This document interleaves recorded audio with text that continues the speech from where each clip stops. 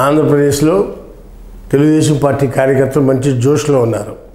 ఎందుకు జోష్లో ఉన్నారంటే తెలుగుదేశం పార్టీ నాయకుల మీద, తెలుగుదేశం పార్టీ నాయకుడు శ్రీమతి మీద అసత్య ఆరోపణలు చేసిన వల్లభనేని వంశీని హైదరాబాద్లో అరెస్ట్ చేసి విజయవాడ తీసుకెళ్ళి విజయవాడలో రిమాండ్కి పంపించారు.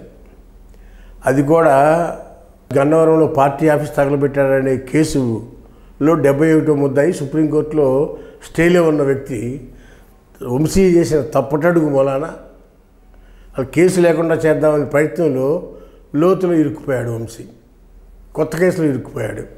అందులో కిడ్నాప్, ఎస్సీ/ఎస్టీ అట్రాసిటీ కేసు, ఇలా 3-4 చట్టాల కింద కేసు పెట్టారు. ఎప్పుడు బయటకు వస్తాడో కూడా అయోమయమైన పరిస్థితి, ఎన్ని రోజుల పాటు రిమాండ్లో ఉండాల్సి వస్తుందో అనే పరిస్థితి వచ్చింది.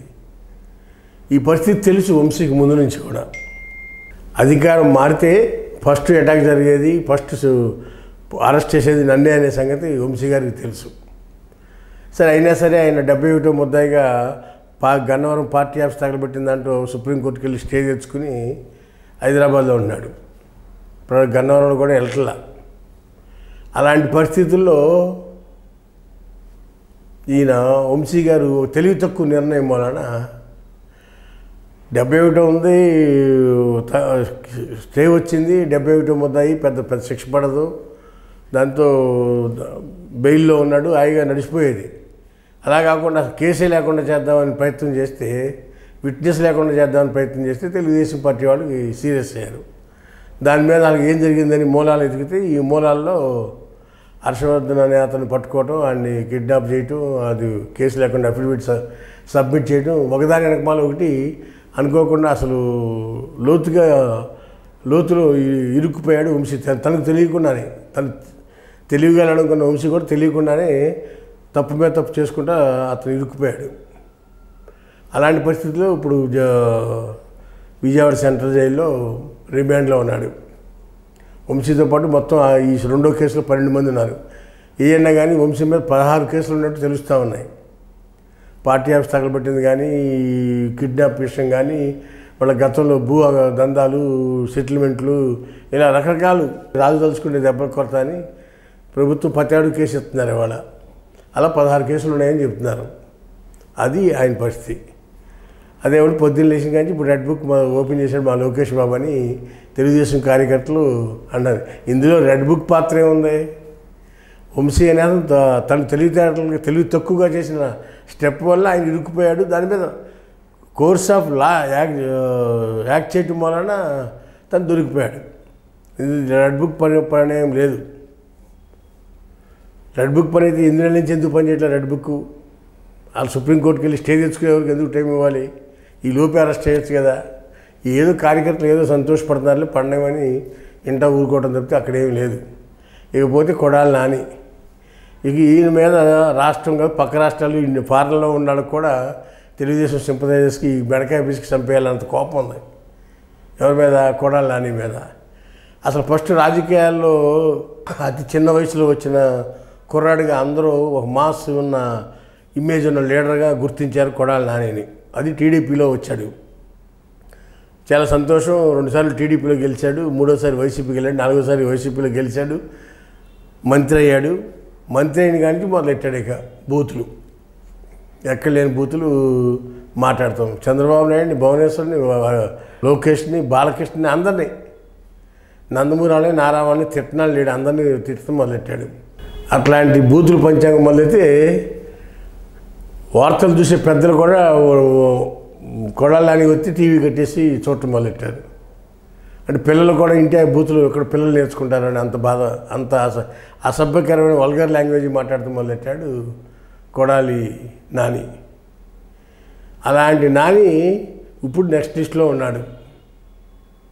అంటే ఈ తెలుగుదేశం మిత్రులు, పార్టీ అభిమానులు ఏం చెప్పుకుంటున్నారంటే, నెలకొకరిని పట్టుకుని అరెస్ట్ చేస్తారు రెడ్ బుక్ ద్వారా అని చెప్తున్నారు వాళ్ళు. నాని ఆల్రెడీ ఎలక్షన్ అయిపోయిన కానీ ఎలక్షన్ కౌంటింగ్లో ఒక మొదట రౌండ్ అవగానే చేతులు ఎత్తేసి హైదరాబాద్ వచ్చేసి హైదరాబాద్లో అయ్యి ప్రశాంతంగా రెస్ట్ తీసుకున్నాడు. ఆ పరిస్థితిలో ఏదైనా ఇంపార్టెంట్ ఉండి జగన్మోహన్ రెడ్డి రమ్మంటే తప్పితే అదర్వైజ్ వాళ్ళకి విజయవాడ కానీ, తాడేపల్లి కానీ, గుడివాడ కానీ వెళ్ళటం మానేశాడు ఆయన. అలాంటి పరిస్థితిలో తెలుగుదేశం నాయకులు కార్యకర్తలు అందరూ కూడా ఏం కోరుకుంటున్నారంటే ఒక వల్లభనేని వంశీ అరెస్ట్ చేయడం వాళ్ళ కోరిక. నెక్స్ట్ కొడాలి నాని అని చెప్పుకుంటున్నారు. ఆ తర్వాత పేరు నాని. ఈయన మచిలీపట్నంలో ఎమ్మెల్యేగా పొడిచారు, మంత్రిగా పనిచేశారు. మన ఎలక్షన్లో కంటెస్ట్లో రాకుండా వాళ్ళ అబ్బాయిని పెట్టి ఓడిపోయారు. అందరితో పాటు ఆయన ఓడిపోయాడు, పెద్ద విశేషం లేదనుకోండి. అయితే ఆయన అనుకోకుండా బియ్యం కుంభకోణంలో ఇరుక్కుపోయాడు. గోడౌన్లు కట్టి గోడౌన్లు బియ్యానికి సివిల్ సప్లైకి అద్దెకోవటం వలన ఆ గోడౌన్లో బియ్యం మాయమైపోయినాయి, అవి అమ్ముకున్నారు. ఆడి తర్వాత డబ్బులు అక్కడ మేనేజర్కి వచ్చిన ఆ మేనేజర్ దగ్గర నుంచి మళ్ళీ ఆ పేరు నాని అకౌంట్కి వచ్చినాయి అని చెప్పేది రికార్డెడ్తో ప్రూవ్ అయింది. ఆయన కోర్టు చుట్టూ బెయిల్లో ఉన్నట్టున్నాడు. ఆయన కూడా ఏదో రోజు అరెస్ట్ చేస్తారనేది వార్తల్లో మనకు తెలుస్తూ ఉంది. మరి లీగల్గా ఏంటి ఏ కాంప్లికేషన్ ఉందో తెలియదు కానీ బట్ అరెస్ట్ చేస్తారనేది అయితే చెప్పుకుంటారు కార్యకర్తలు. ఆల్రెడీ ఈ పేరు నాని భార్యని అరెస్ట్ చేయాలి అని అక్కడ లోకల్గా ఉన్న మంత్రి ప్రయత్నం చేసినట్టు, చంద్రబాబు నాయుడు ఒప్పుకున్నట్టు కూడా నాని గారి స్టేట్మెంట్ ఇచ్చాడు. ఆ పరిస్థితి నాని. ఇకపోతే జోగి రమేష్, ఈయన చంద్రబాబు నాయుడు ఇంటి మీదకి వెళ్ళాడు దాడికి. వెళ్ళి దాడి చేసి మంత్రివర్గంలో మంత్రి స్థానం సంపాదించాడు. జగన్మోహన్ రెడ్డి మెప్పు పొంది. సరే, ఈయన పరిస్థితి అగ్రిగోల్డ్ భూములకు స్కామ్లో వాళ్ళ అబ్బాయి ఉన్నాడు. ఈయన పార్టీ చంద్రబాబు ఇంటి మీద దాడి కేసులో ఉన్నాడు. అగ్రిగోల్డ్ భూమి వ్యవహారం వాళ్ళ అబ్బాయి ఉన్నాడు. వాళ్ళ అబ్బాయి బెయిల్లో ఉన్నాడు.